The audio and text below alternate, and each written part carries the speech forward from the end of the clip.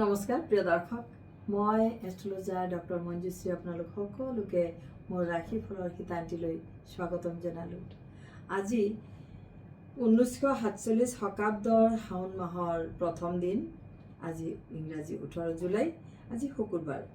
আজিৰ দিনটোত সূৰ্যোদয় 5:03:51 আৰু সূৰ্য অস্ত যাব 6:21:16।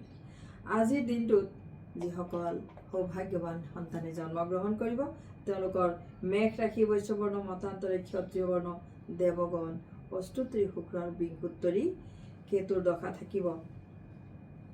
যিয়ে নহওক, এইখিনিতে মই ক'বলৈ লৈছোঁ এটি বিশেষ গুৰুত্বপূৰ্ণ কথা, যি আপোনালোকৰ সন্মুখত সকলোৰে সন্মুখত আহি আছে, দুৰ্গা পূজা। গতিকে দুৰ্গা পূজাৰ আগৰ যি পক্ষ, সেই পক্ষটো হৈছে পিতৃপক্ষ আৰু এয়া অত্যন্ত তাৎপৰ্যপূৰ্ণ। গতিকে মই এইখিনিতে জনাবলৈ লৈছোঁ যে ভাদ মাহৰ শেষৰ পক্ষই হৈছে পিতৃপক্ষ, যি শেষ হয় মহালয়াৰ অমাৱস্যাত।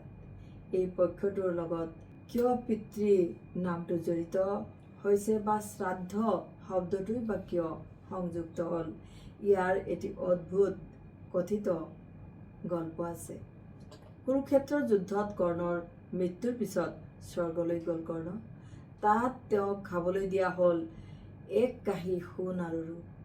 ডাঙৰ কাঁহী এটিত সোণ ৰূপ ভৰ্তি কৰি দিয়া হ'ল তেওঁক খাবলৈ। তাকে দেখি তেওঁ আচৰিত হৈ ক'লে যে তেওঁক প্ৰকৃত খাদ্যহে লাগে, যি তেওঁ খাব পাৰিব।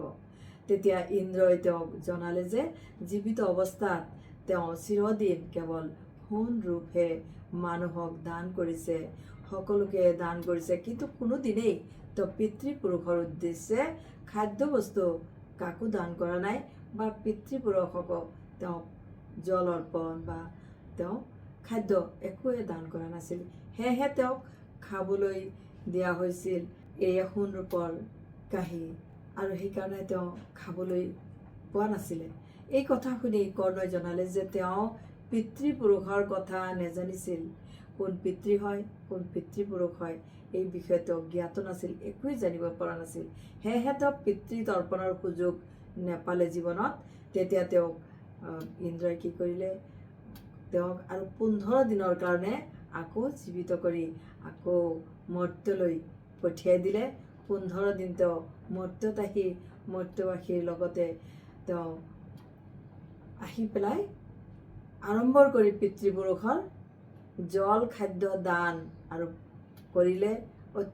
অত্যন্ত সুখ অনুভৱ কৰিলে আৰু বহু ধৰণৰ বিবিধ ধৰণৰ পিতৃপুৰুষৰ বাবে খাদ্য বস্তু যিমান যি লাগে সকলো দান কৰিলে।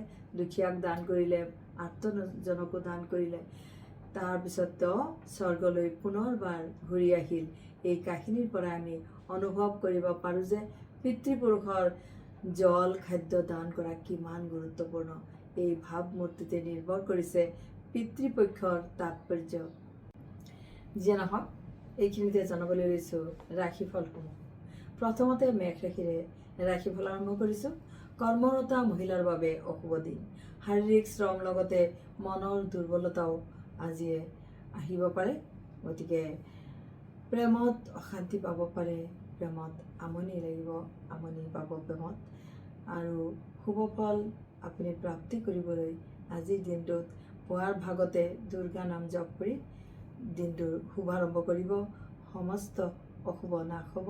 মুগা বৰণ আৰু 3 সংখ্যা ব্যৱহাৰ কৰিব। এইবাৰ বৃষ ৰাশি। দৃঢ়তা আৰু আত্মবিশ্বাস বৃদ্ধি কৰিব। ইচ্ছা শক্তি সক্ৰিয় হ'বৰ কাৰণে চেষ্টা কৰিব। বিদ্যাৰ্থীৰ সৰু সুৰা ভ্ৰমণ থাকিব দিনটোত আৰু পৰিৱৰ্তনৰ যোগ আছে। আজি বগা ৰং আৰু 2 সংখ্যা ব্যৱহাৰ কৰিব। এইবাৰ মিথুন ৰাশি। কামবোৰ আধৰুৱা কৰি পেলাই নথব। ব্যৱসায়ীৰ মিশ্ৰ ফল লাভ হ'ব। নৱদম্পতিৰ সৰু সুৰা ভ্ৰমণৰ যোগ আছে। হয়তো দিনটোৰ শেষৰ ভাগত আনন্দ লাভ কৰিব ভ্ৰমণ কৰি। আজিৰ শুভ ৰং হালধীয়া আৰু শুভ সংখ্যা 5 প্ৰয়োগ কৰিব। এইবাৰ কৰ্কট ৰাশি। আৰ্থিক ক্ষতিৰ লগতে শত্ৰুৱে মানসিক অশান্তি কৰিব। বিদ্যাৰ্থী আৰু ভ্ৰমণ যাত্ৰীসকলে দিনটো সুকলমে পাৰ কৰিব। আজিৰ শুভ ৰং ৰঙা আৰু শুভ সংখ্যা 2 হ'ব। এইবাৰ সিংহ ৰাশি। লক্ষ্যৰ সন্ধান আপুনি পাব পাৰিব। দিনটো ইতিবাচক কৰিবলৈ আজি দুৰ্গা নাম জপ কৰি দিনটোৰ শুভাৰম্ভ কৰিব। সঠিক চিন্তাৰ প্ৰয়োজন আছে। উপস্থিত সুযোগৰ সদ্ব্যৱহাৰ কৰিব।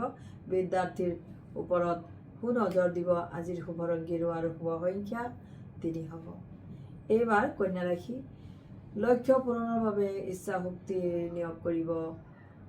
ব্যৱসায়মূলক ভ্ৰমণ থাকিব পাৰে দিনটোত। ব্যৱসায়ীসকলৰ ভাল দিন। ৰাজনীতিৰ লোকে নতুন কৰ্ম আঁচনি হাতত ল'লে শুভ ফল লাভ কৰিব। আজিৰ শুভ ৰং পীত বৰণ আৰু শুভ সংখ্যা 5 প্ৰয়োগ কৰিব। এইবাৰ তুলা ৰাশি ব্যৱসায়ত ধৈৰ্যৰ সহায় ল'ব। নিবনুৱা জাতকসকলৰ কৰ্মৰ যোগাযোগ হ'ব। আজি প্ৰেম আৰু স্বামী স্ত্ৰীৰ মাজত মধুৰ সম্পৰ্কে বিৰাজ কৰিব। আজিৰ শুভ ৰং কফি আৰু শুভ সংখ্যা 2 হ'ব। এইবাৰ বৃশ্চিক ৰাশি গুৰুস্থানীয় লোকে আজি আপোনাৰ যিকোনো অশুভ ভাৱত পৰামৰ্শ দি শুভ কৰি তুলিব দিনটো। ঠিকা কামত জড়িত লোকৰ আৰ্থিক উন্নতি হ'ব। বিবাহৰ কথা বতৰাত শুভ ফল পাব। আজিৰ শুভ ৰং হালধীয়া আৰু শুভ সংখ্যা 7 প্ৰয়োগ কৰিব। এইবাৰ ধনু ৰাশি শাৰীৰিক তথা মানসিক শ্ৰম বৃদ্ধি হ'ব। আৰ্থিকত সতৰ্ক হৈ থাকিব। ব্যৱসায়ী লাভ। প্ৰেমতো সতৰ্ক থাকিব। বিদ্যাৰ্থীৰ বাবে উৎকৃষ্ট দিন। আজিৰ শুভ ৰং গুলপীয়া আৰু শুভ সংখ্যা 7 প্ৰয়োগ কৰিব। এইবাৰ মকৰ ৰাশি বিবাহৰ কথাৰ বাবে যিসকল আজি উপযুক্ত বিবাহ উপযোগী কন্যা বা পুত্ৰ সন্তান আছে তেওঁলোকৰ বিবাহৰ কথা বতৰাৰ বাবে আজি ভাল দিন। সম্পত্তিৰ কামো হাতত ল'ব পাৰে। চুবুৰীয়াৰ আজি সুসম্পৰ্ক স্থাপন হ'ব। বিদ্যাৰ্থীসকলে শুভ ফল পাবলৈ গং বীজ মন্ত্ৰৰ জপ কৰিব।